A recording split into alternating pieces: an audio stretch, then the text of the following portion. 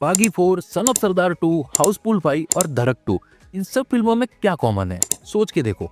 मेरे हिसाब से एक ही चीज कॉमन है कि ऑडियंस ने इन सब मूवीज को रिजेक्ट कर दिया था। लेकिन क्यों? आखिर आजकल बॉलीवुड मूवीज के सीक्वल उतने ज्यादा इम्पैक्टफुल क्यों नहीं होते हैं?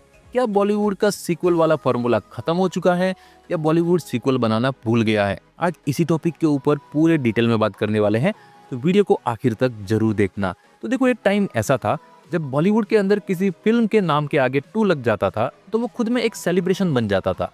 लोगों के दिमाग में, ऑडियंस के माइंड में एक ही थॉट होता था कि इस बार तो स्टोरी पहले से भी ज्यादा बड़ी और मजेदार होगी। लेकिन आजकल हो क्या रहा है?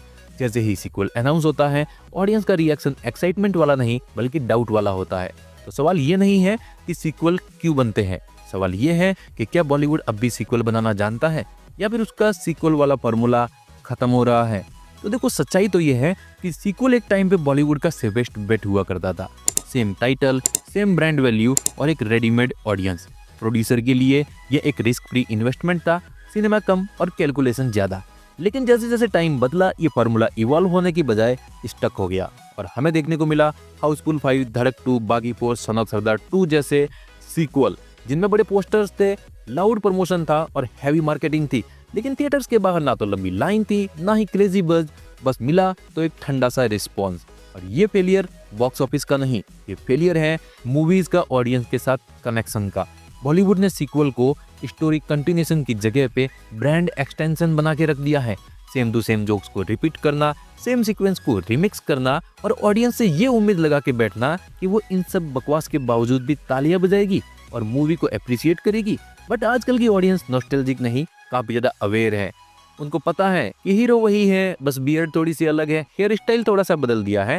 हीरो की सोच वही है, उसका स्ट्रगल वही है, उसका सॉल्यूशन भी वही है। और जब कैरेक्टर खुद ग्रो नहीं कर पाता तो भला ऑडियंस क्यों ही इमोशनली इन्वेस्ट करेगी ऐसे कैरेक्टर के साथ? सिनेमा से फेस नहीं होता है दोस्तों, सिनेमा एक जर्नी होती है।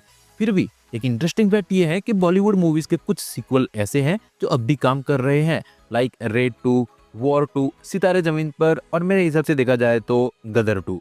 इन फिल्मों ने यह समझा कि सीक्वल का मतलब सिर्फ अगला पार्ट लाना नहीं होता है, सीक्वल का मतलब होता है स्टोरी को नेक्स्ट लेवल पे लेके जाना। इनमें सिर्फ स्केल बड़ा नहीं होता है, इनमें स्टेक्स भी बड़े होने चाहिए। आज का व्यूअर, आज की ऑडियंस इवॉल्व हो चुकी है। उसने वर्ल्ड सिनेमा देखा है, उसने ओटीटी के ऊपर रॉ स्टोरी टेलिंग देखी है, उसने हॉलीवुड का वीएफएक्स और उनका सीक्वल भी देखा हुआ है। तो अब वो सिर्फ एंटरटेनमेंट नहीं चाहते हैं, क्योंकि एंटरटेनमेंट तो वो कहीं से भी ले लेंगे। वो चाहते हैं ऑनेस्टी। सिर्फ नॉस्टैल्जिया के दम पे अब काम नहीं चलता है, ऑडियंस को चाहिए फ्रेश इमोशन और रियल कॉन्फ्लिक्ट। अगर बॉलीवुड अब भी सीक्वल को सिर्फ एक मनी मेकिंग शॉर्टकट समझता रहा तो ऑडियंस धीरे धीरे डिस्कनेक्ट हो जाएगी, और जब ऑडियंस चली जाती है तो सिर्फ पोस्टर बचते हैं, इम्पैक्ट नहीं। और ऐसा ही हाल हम आजकल की बॉलीवुड मूवीज के सीक्वल का देख रहे हैं। तो फाइनल बात तो ये है कि बॉलीवुड का सीक्वल फॉर्मूला अब फेल नहीं हुआ है। फेल हुआ है तो इंटेंशन, एजुकेशन और स्टोरी टेलिंग के लिए रेस्पेक्ट। अगर बॉलीवुड सीख जाए कि सीक्वल कैसे बनाना है, अगर बॉलीवुड को ये बता दिया जाए कि सीक्वल बनाने का मतलब सिर्फ रिपीट करना नहीं होता, तो सीक्वल फिर से बॉलीवुड का स्ट्रॉन्गेस्ट वेपन बन सकता है। अब आप लोग कमेंट करके बताओ कि कौन सी बॉलीवुड मूवी का सीक्वल आपको सबसे बेस्ट लगा, और वो कौन सी बॉलीवुड मूवी है जिसका सीक्वल आपके लिए सबसे ज्यादा डिसअपॉइंटिंग था, टाइम वेस्ट और मनी वेस्ट वाली फीलिंग आपको दे के चला गया। अगर आपको सिनेमा को सिर्फ देखना नहीं है, उसे समझना पसंद है, तो ऐसे ही वीडियोस मैं लाते रहता हूँ, इसलिए चैनल को सब्सक्राइब कर देना। और इस वीडियो में मैंने जो भी थॉट्स बताए हैं, अगर आप उनसे एग्री करते हो या फिर मैंने कुछ मिस कर दिया हो तो कमेंट करके जरूर सजेस्ट करना। मिलते हैं अगले वीडियो में।